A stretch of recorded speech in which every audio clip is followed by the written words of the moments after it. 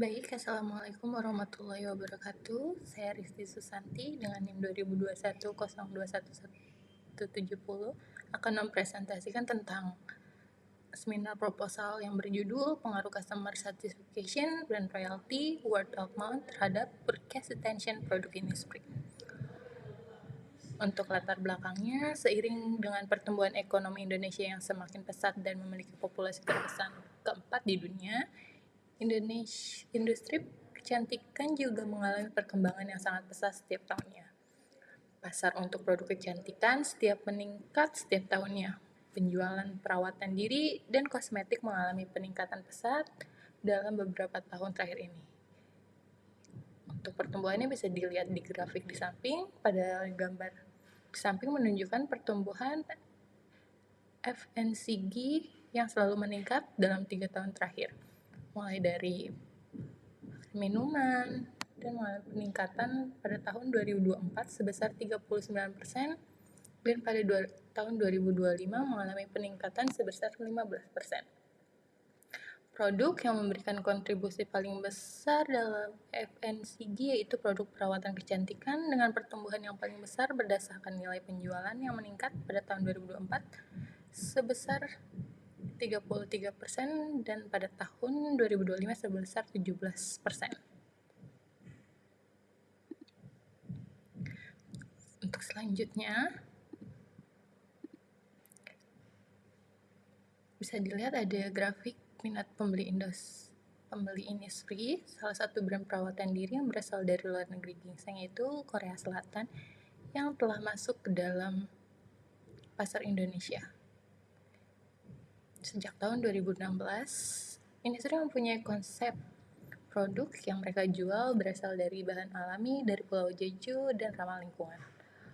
Pada gambar di atas menunjukkan minat dan untuk membeli produk industri sejak tahun 2020 yang mengalami penurunan signifikan sejak tahun 2020 hingga akhir tahun 2014. Dikutip dari female.com, industri mendapatkan sertifikasi halal MUI pada tahun 2024 dan menyampaikan bahwa langkah yang diambil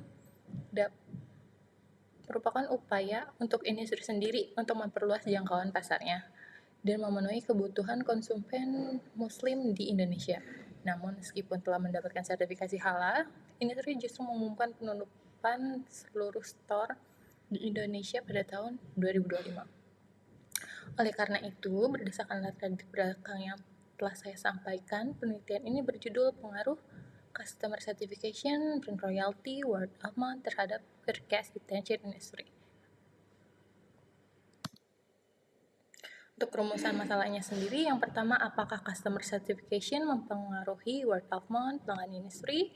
Yang kedua, apakah brand royalty mempengaruhi word of mouth pelanggan industri? Yang ketiga, apakah word of mouth mempengaruhi purchase intention pada pelanggan industri? Yang keempat, apakah customer certification mempengaruhi purchase intention pelanggan industri? Yang terakhir, yang kelima, ada apakah brand royalty dan WOM mempengaruhi purchase intention pada pelanggan industri. Tujuan penelitiannya itu yang pertama ada untuk menguji secara empiris pengaruh customer certification terhadap word of mouth pelanggan industri. Yang kedua ada untuk menguji secara empiris pengaruh brand royalty terhadap word of mouth pelanggan industri. Yang ketiga, untuk menguji secara empiris pengaruh word of mouth terhadap purchase intention pelanggan industri. Untuk menguji secara empiris customer certification terhadap purchase intention pelanggan industri. Yang terakhir ada untuk menguji secara empiris juga pengaruh brand royalty terhadap purchase intention pelanggan industri. Manfaat penelitiannya sendiri itu ada dibagi jadi dua, yaitu manfaat teoritis dan praktis. Untuk manfaat teoritisnya yaitu peneliti ini diharapkan untuk memberikan kontribusi memperkaya wawasan baru mengenai faktor-faktor yang dapat mempengaruhi keputusan pembelian. Yang kedua, menambah referensi akademik seputar konsep customer certification, brand royalty, dan word of mouth, dan purchase intention khususnya dalam industri kecantikan di Indonesia. Untuk manfaat praktis sendiri bagi industri, membantu industri dalam memberikan masukan strategis bagi industri. dalam menyusun kebijakan pemasaran yang lebih efektif dan memperkuat posisi merek di pasar.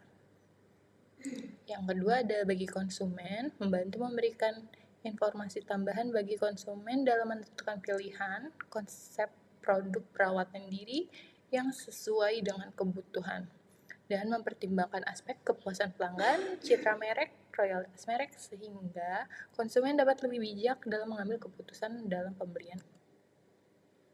Untuk kajian teorinya sendiri memakai social learning theory Albert Bandura yang menjelaskan bahwa individu membentuk perilaku mereka melalui observasi dan interaksi dengan lingkungan sosial.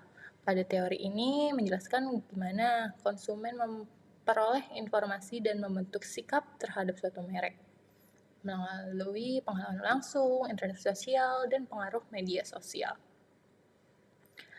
Dalam teori ini menjelaskan ada 3 faktor utama, yaitu perilaku manusia dipengaruhi oleh timbal balik, yaitu person, behavior, dan environment. Melalui teori social learning theory menjelaskan bahwa perilaku manusia tidak hanya mempengaruhi oleh faktor personal atau tokoh-tokoh panutan dalam kehidupan sehari-hari, tapi juga dipengaruhi oleh informasi, contohnya yaitu perilaku yang ditampilkan oleh media massa.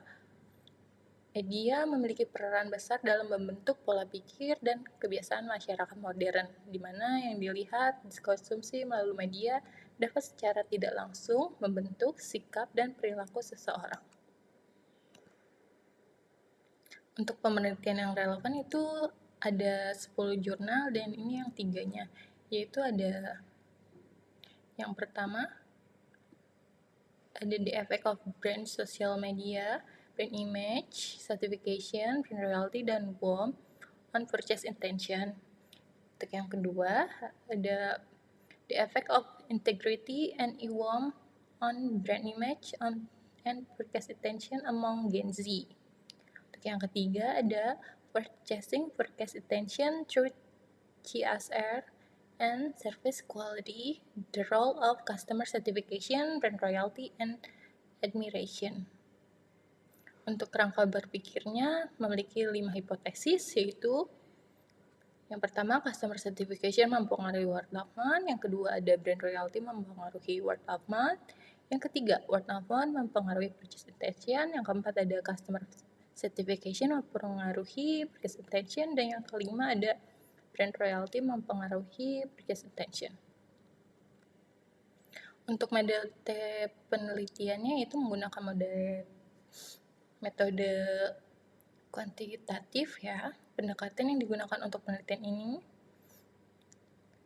bersifat objektif dan sistematis dengan tujuan untuk mengukur hubungan antara variabel melalui data yang bersifat numerik. Lokasi penelitiannya itu ada di wilayah Jabodetabek karena memiliki minat pembeli produk tertinggi. Untuk teknik analisa datanya menggunakan Structural Equating Modeling Partial Least Squares (SMPLS) melalui Smart PLS. Kriteria sampelnya yaitu ada 3. Yang pertama, penduduk yang tinggal di wilayah Jabodetabek. Yang kedua, memiliki pengetahuan dan mendapatkan informasi produk industri. Yang ketiga, pernah atau sedang menggunakan produk industri. Teknik pengumpulan datanya menggunakan menyebarkan kuesioner secara online menggunakan platform Google Form yang dibagikan melalui berbagai media sosial seperti Instagram, Twitter, dan WhatsApp pada konsumen sesuai dengan kriteria penelitian. Dengan skor yaitu ada 5, yang pertama ada sangat setuju, setuju, normal, tidak setuju, dan sangat tidak setuju.